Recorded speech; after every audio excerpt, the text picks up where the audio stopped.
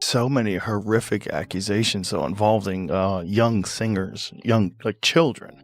Yeah, it's disgusting. It's insane. He makes R. Kelly look like a decent guy. Yeah. It's so crazy. It is crazy. And meanwhile, the guy was like hanging out with Oprah, hanging out with Obama. Jay-Z, Everybody. I'm sure the Clintons were there at some point. Maybe Bill. The studio was tense, and Joe Rogan's voice was sharper than ever before. This wasn't comedy, it wasn't commentary, and it wasn't just another celebrity scandal. This was something darker. Rogan leaned into the mic, his face red with frustration as he let his audience know exactly how he felt. "What I've learned about Diddy and Liam Payne," Rogan said with a furious edge, "it makes me sick. It's not just disturbing, it's unforgivable.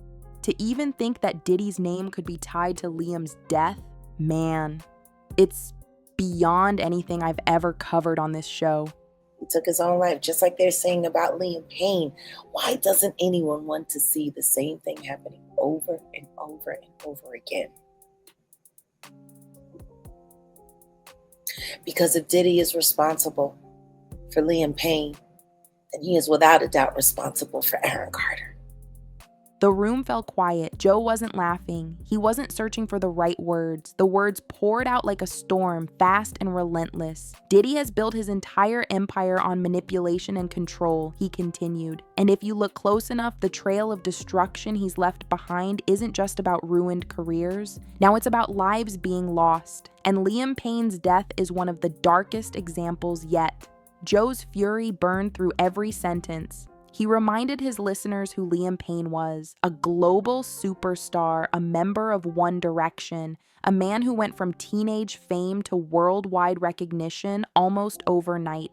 Liam had the world at his feet, but behind the lights, behind the cameras, he carried struggles the public didn't fully understand.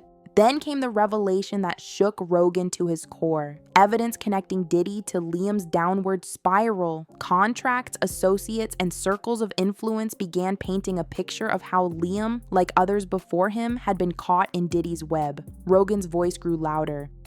"This wasn't some coincidence. This wasn't bad luck. This was a pattern. And Diddy was right in the middle of it." He slammed his fist on the desk, the sound echoing through the studio. "It's always the same thing with this guy. He pulls people in, he promises them the world, and then he drains them dry. He doesn't care if it's fame, money, or their sanity. He'll take it all. And with Liam, it went too far. Way too far." You know, Diddy bought his son a Bentley. Maybe, he could buy you one also while you're out. He got me a Lamborghini.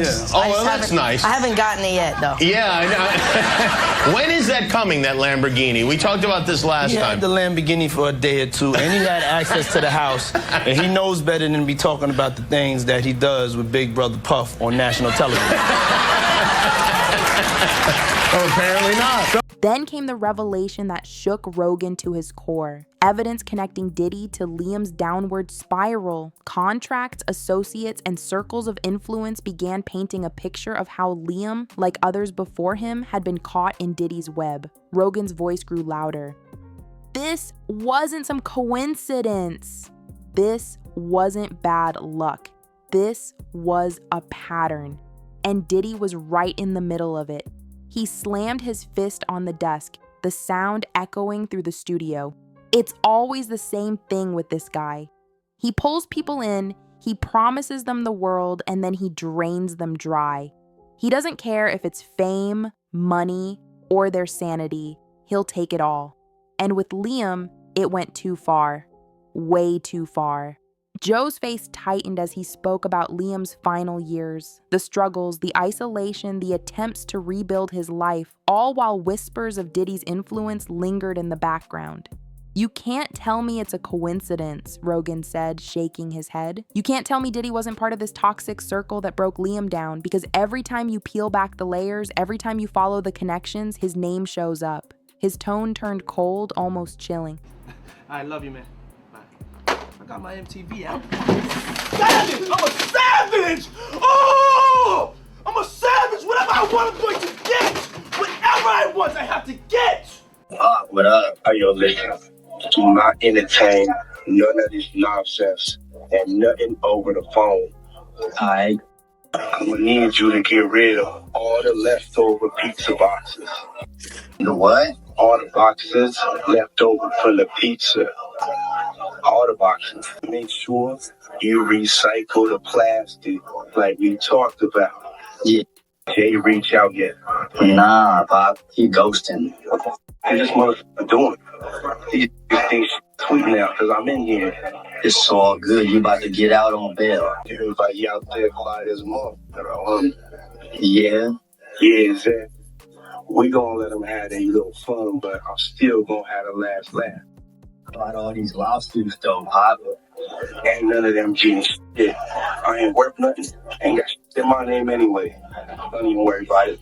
But you're money hungry. The podcast turned into a firestorm. Rogan listed the details he had uncovered: industry ties, shared events, financial links, and the manipulative culture that Diddy had been accused of cultivating for years. It's not just rumors, Rogan snapped. It's paperwork, girl. It's testimony. It's people finally speaking out. And it all points to the same conclusion. Diddy had a role in this. Maybe not pulling the final trigger, but setting the stage, creating the environment, building the pressure cooker that Liam couldn't escape. Rogan's fury boiled over, and the industry let it happen. That's the part that makes me insane. Everyone knew what Diddy was about. Everyone saw the pattern. And still, people let him operate like nothing was wrong. They let him into circles where he didn't belong. They let him get close to people like Liam Payne. And now we're left with a tragedy that never should have happened. I mean, everybody hung with Diddy. That's the other tricky thing. Like, Diddy hung out with everybody. And I've spoken to a bunch of people who are like, yo, great dude, like, always there for you, never asked for a single thing. Till 1 a.m. And then freak off. Everybody says, get out of the house. Yeah. It's like the gremlins start eating after midnight.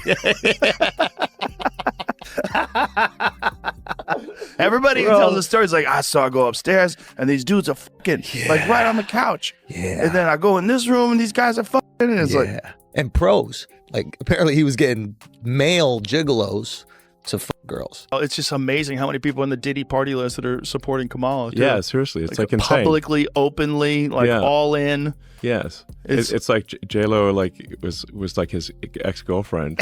and it's like now deciding she's like warning people against Trump. I'm like, well, wait a second. So how many people did she warn against Diddy? Right. Oh, 0. Okay. Right. Well, maybe we shouldn't trust her opinion. Like if she's going to be warning people, why did she never warn anyone about Diddy?